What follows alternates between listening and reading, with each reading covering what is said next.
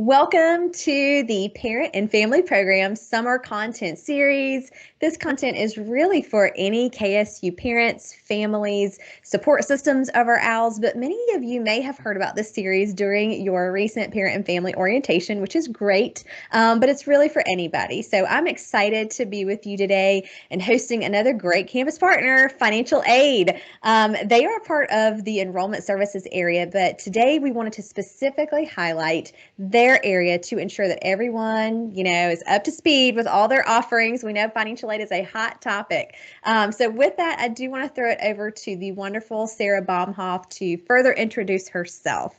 So take it away, Sarah. Thanks so much, Sharon. I'm so excited to be able to do this with you today. As you said, or as Sharon said, my name is Sarah Baumhoff. I am Director of Student Support in the Office of Scholarships and Financial Aid. Basically, I handle all of our student interactions, and so anything that comes along with that falls under my area. I will have been here 10 years in October, but I have worked in financial aid my entire career, and we're not going to talk about how many years that's been. So, but so glad to be here and to share maybe some tips and tricks or some things that you didn't know about our office, and hopefully eliminate any mysteries that exist. So. Love it. Love it. Yes. Sarah is a wealth of information, and she's always my go-to person. If I have a question about things, because I feel like I'm always learning. I am always learning. And if I have a question, she's my go-to gal. So I appreciate you spending time with our families today, helping us really just learn more in-depth, information. I know that it's a lot on orientation days to one, deliver that information, and two, for you families just to be able to sort of ingest that. So I'm excited to be able to have this content recorded for you so you can listen and re-listen as many times as you like, and learn all about everything. So to start us off, if you don't mind, give us an overview of your Department of Financial Aid and really just how you guys support our students. So our department there, we have a couple of vacancies, but we would be about 40 strong when we're totally staffed. And we our primary focus is administering federal and state aid. That is where the bulk of the financial aid comes from. Around 83% of our students receive some sort of dollars through our office. And that results in about $315 million a year. So it's a pretty big operation. And like I said, the majority of that comes from federal and state programs. We do also administer institutional scholarships, which we are working on. I know that's always a hot topic, but that currently is a smaller pot of money than those other two. So when we talk about big numbers and $315 million, that's including things like student loan programs, as well as federal work study, Pell Grant, Hope Scholarship, Zell Miller Scholarship, those kinds of things. And it does also include like athletic scholarships and some of the institutional funded scholarships too. So. Yeah, y'all's area you really cover a lot. And I hope you get those staff positions filled soon, because y'all know y'all need them. So let's zoom in a little. Let's talk about the different aspects and type of financial aid that are offered. Any similarities or differences maybe that are important to note, because I know it can be overwhelming, it can be confusing. So just a way to break that down maybe for everybody. So I think one of the big things a lot of times of what we hear from students and families are, well, I didn't get any financial aid, or I didn't get what I was looking for. And so when the majority of the funds that we award are either federal or state funds, we have to follow their rules. And so unfortunately, you may not want to think that a student loan is considered financial aid, but it is. I don't know many student or loan lenders that would give an 18-year-old a student loan with no credit history, no co-signers, if it wasn't something that was subsidized by the government. So when we start talking about financial aid, we're talking about all of those things. And I hear it all the time from parents that are like, we don't want our students to borrow student loans. We didn't really think that was financial aid, but that is part of it. No matter what type of financial aid your student is going to get, there are some requirements that they have to do, whether it be an application process, it could be GPA requirements. I mean, there are those things that vary by program, but really the whole point of the financial aid program is to help your student attend college. And so there's some things they have to do in order to keep receiving the financial aid. One of the big things that we ask is that maybe don't rely on what you hear from your best friend. maybe go and verify, or trust but verify, I guess is the right phrase you use. You hear what they said, but then you go look at the website or you contact one of our staff members just to make sure you're getting all the right information. There are, I mean, a lot of it is still student specific. And so there are some big things that everybody does the same way, but some of it is still very personalized to your student. So.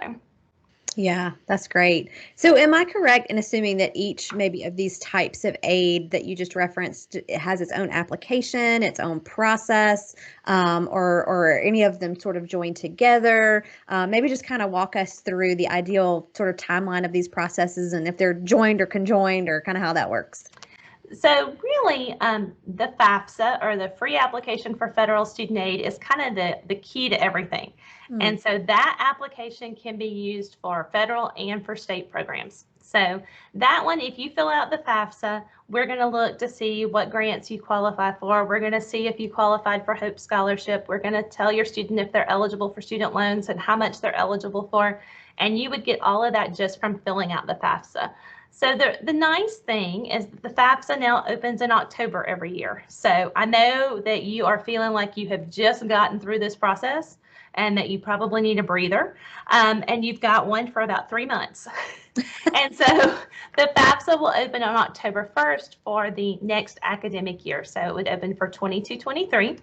And it would use your 2020 tax information. So you should already have everything filled out, ready to go, ready to submit. And that really is the key to opening all the doors of financial aid. Maybe you don't want any type of financial aid but Hope Scholarship or Zell Miller Scholarship. There is an application on their website, which is gafutures.org, which is called a GSF app that you can fill out, and it's good for 10 years. So if you fill it out once, you don't ever have to fill it out again. If you use the FAFSA to apply for your Hope or Zell Miller Scholarship and you don't get any other type of financial aid, you have to fill it out every year. So we try to keep it simple. We don't have any other institutional applications that you have to fill out. You don't have to ask us to evaluate you for Hope Scholarship or anything like that. It really is just making sure you have an application on file. Perfect.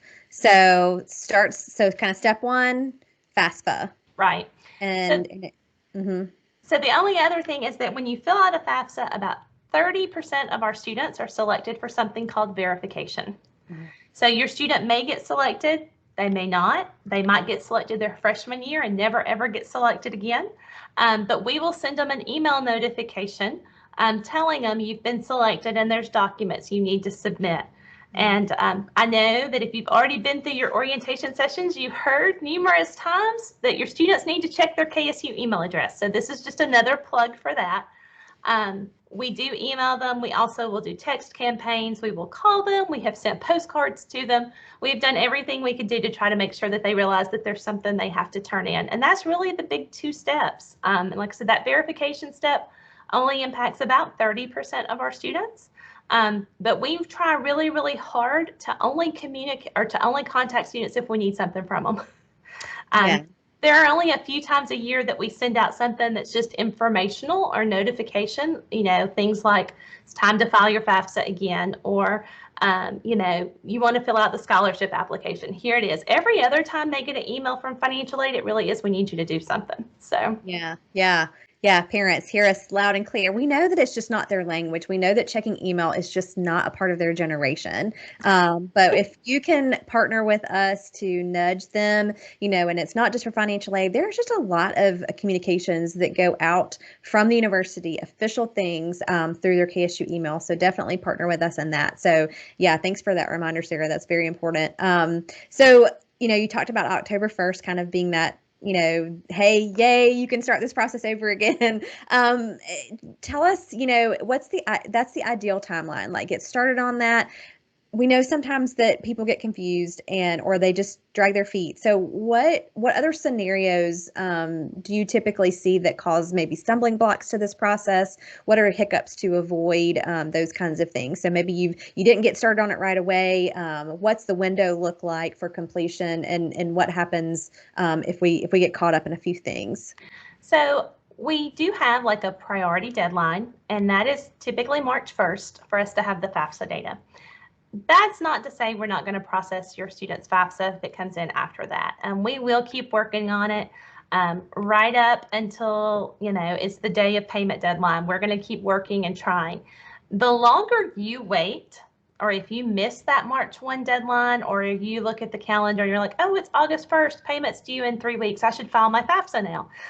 The longer it's delayed out there, the better the chances that you're going to wind up needing to pay out of pocket and get reimbursed for your financial aid. So we have that March 1st deadline. I know a lot of people are like, well, that feels early when fall semester doesn't start till August. And it does, but if you think back to that whole 80% of our students receive financial aid, and we have 43,000 students, it takes a little while to process financial aid for that many students. And so it's not just a flip of the switch. And so it takes us a little bit of time. So that's why we have a March 1st deadline, is so that everything is set. Your student has everything they need to know in plenty of time to either make a payment, sign up for a payment plan, do what you need to do so that you can be successful and the student can be successful. That's first semester.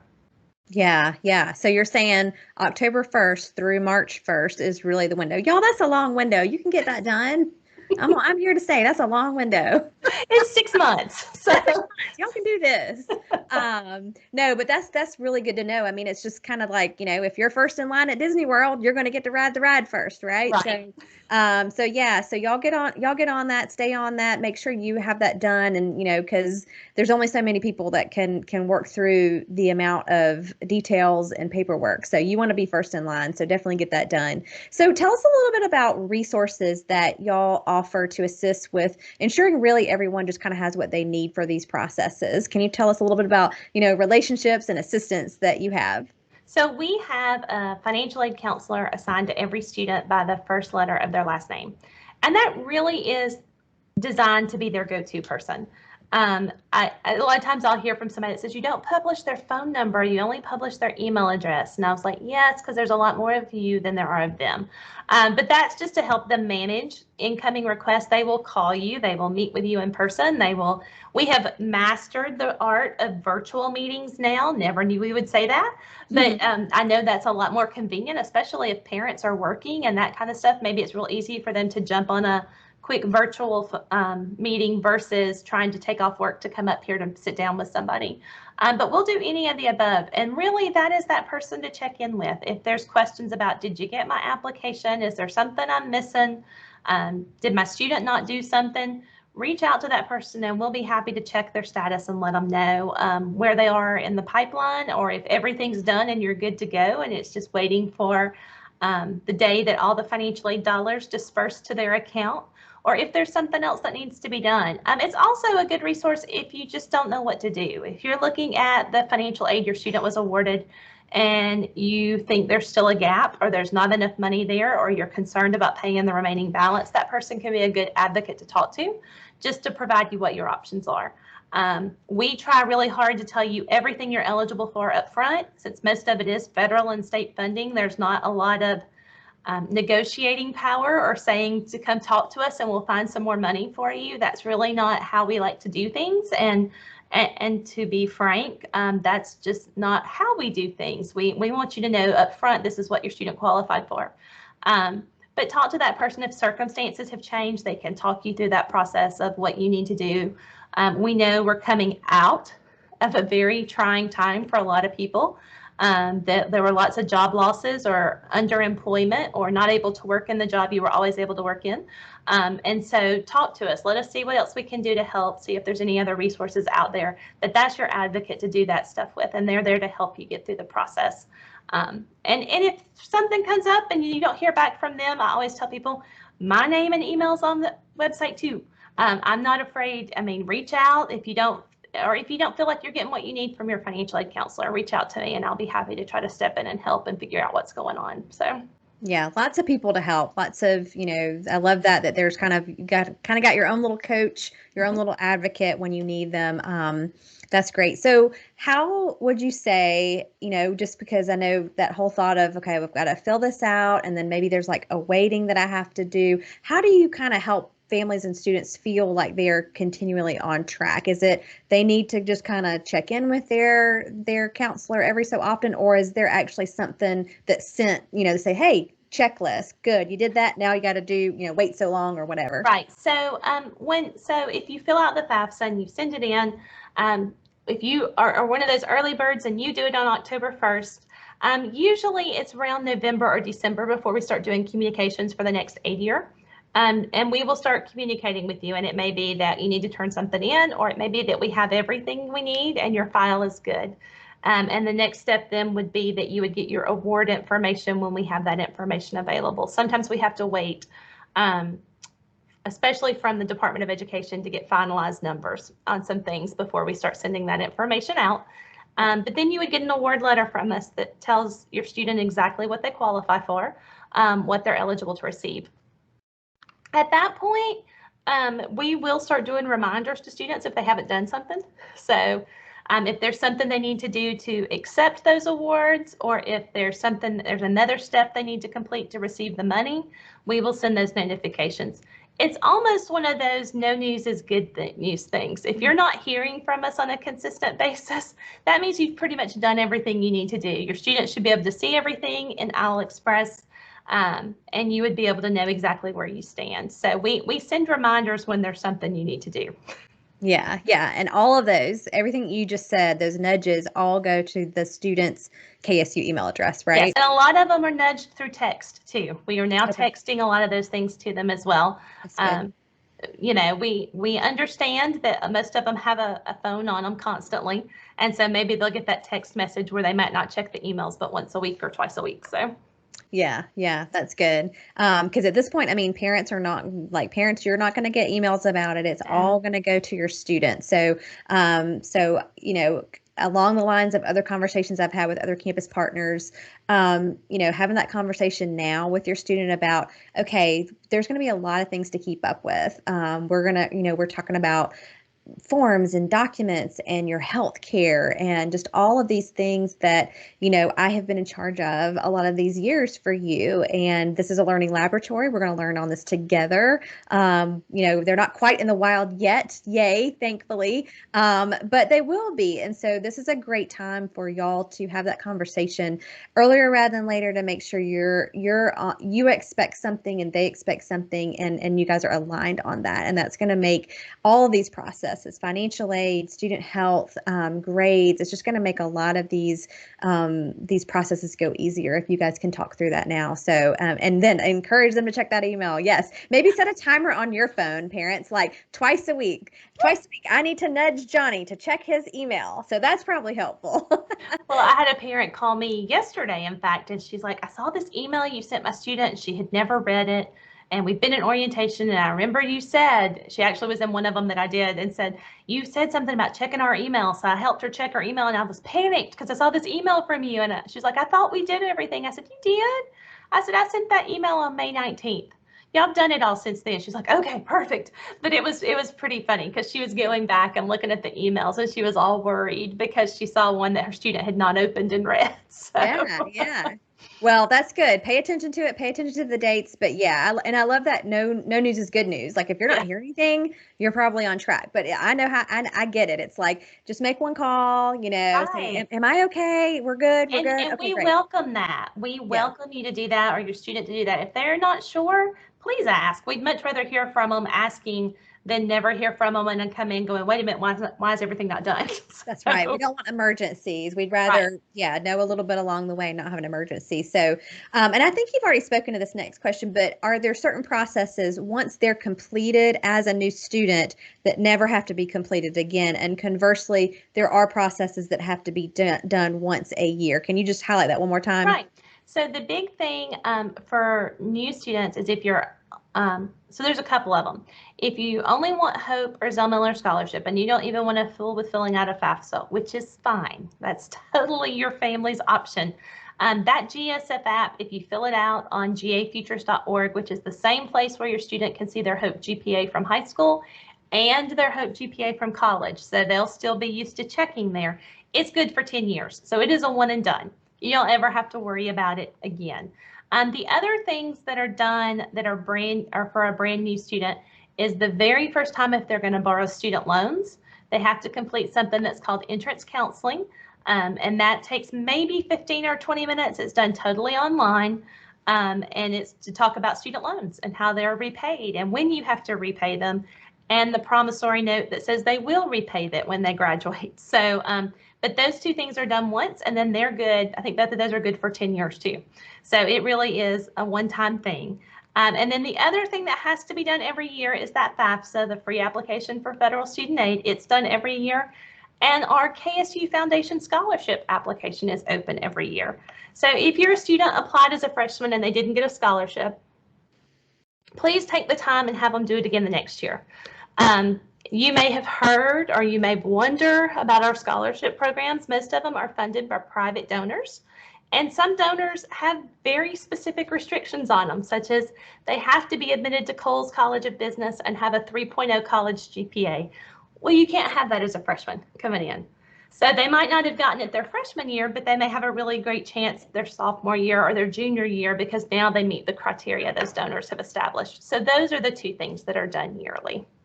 Okay, that's really good information. And I just want to take a second to congratulate y'all on your website. I mean, y'all, it is truly comprehensive. I went there a few weeks ago and because I was just thinking about something. I was like, let me just look on their website. It has a section dedicated to all the types of aid as well as policies and guidelines associated.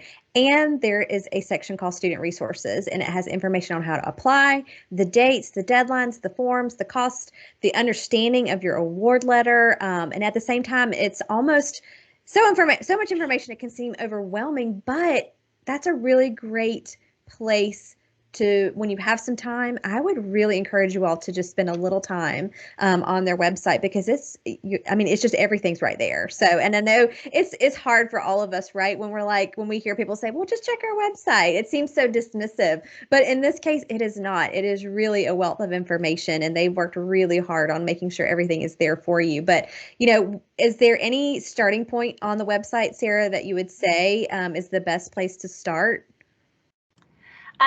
Thanks for that, Sharon. And it is overwhelming. It's overwhelming to us some days, even though we know what's out there. And it really has all been put out there because it was questions from parents and students.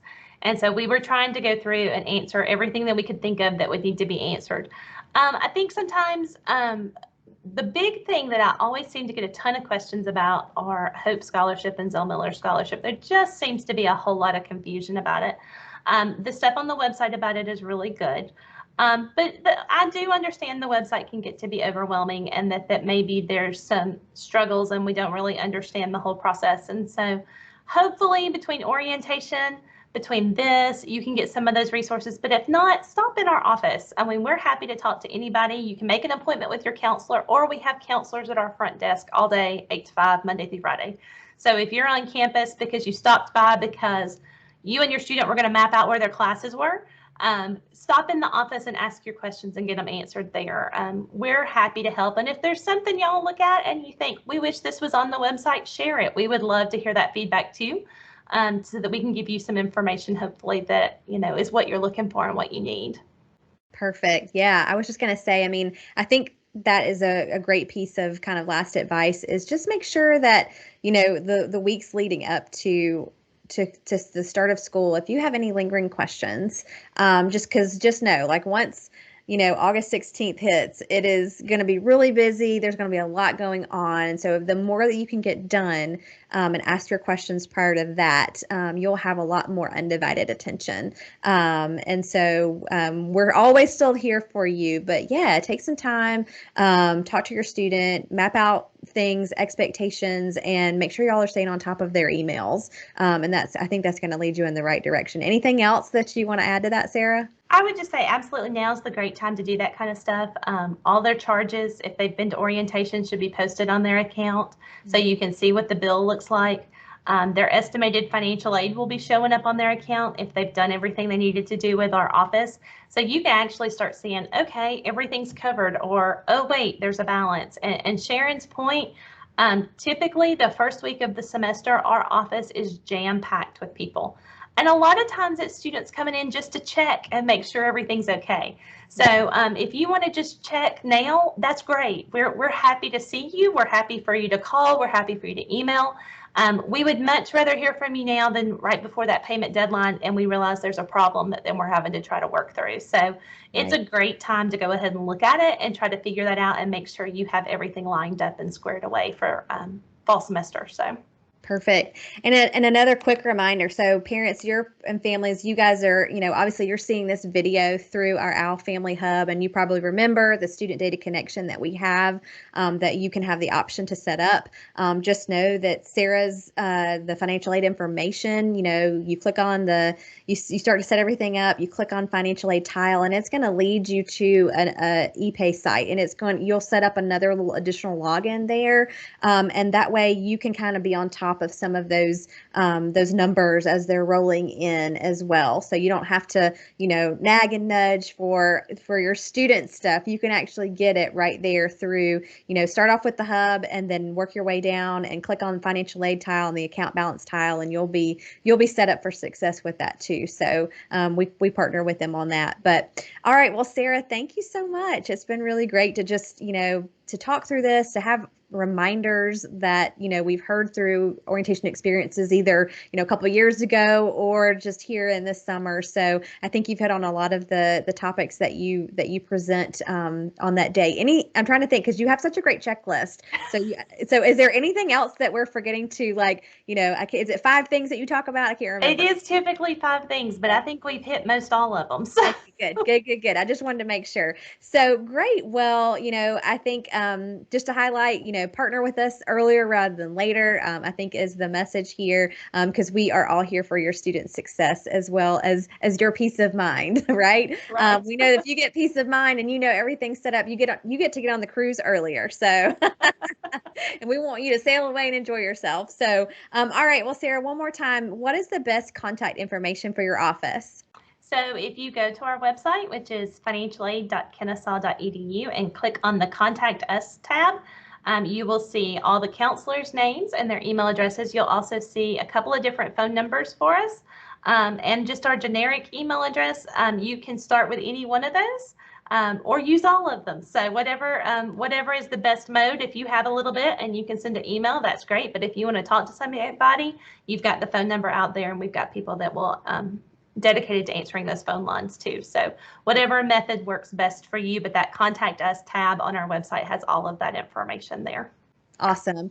And families, I will link all of that here below the video so that, you'll have kind of all the things that she talked about, all those resources right here in case you need to quickly reference it. Also, if you have a question, families, be sure to drop it below the video too. You can comment on this video, and if there's a question, I'll let Sarah know and we'll pop back in and answer those questions. So if there's anything as you're watching this that you're like, ooh, they didn't talk about this, or I'm confused about that, we're happy to make a note about that and answer it right here in the hub for you. So, all right, families, feel free to comment, and I hope that this has been helpful. We are just appreciative of your time, Sarah, today. I know that y'all, she's like the busiest lady on campus, and so I'm honored that she is able to take this amount of time. No, seriously, she's everywhere. She's doing all the things all the time, and she's the wealth of knowledge. So thank you again, and thank you, parents and families, for entrusting us with your students for sure. So until next time, hooty hoo.